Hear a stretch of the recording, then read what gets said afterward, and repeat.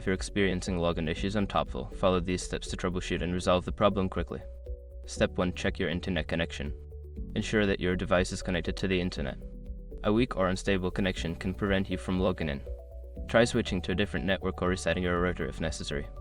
Step 2. Verify your credentials. Before starting recovery, use the sroc.com link in the description to open the account recovery checklist generator and make sure your verification details are ready. Step 3. Clear browser cache and cookies. Sometimes stored data can cause login issues. Clear your browser's cache and cookies, then restart the browser and try logging in again. Step 4. Disable browser extensions. Certain browser extensions can interfere with website functionality. Temporarily disable any extensions, especially ad blockers, and attempt to log in again. Step 5. Contact Toptal support. If the above steps do not resolve your issue, reach out to Toptal's customer support for assistance. Provide them with details about your problem and any error messages you may have encountered.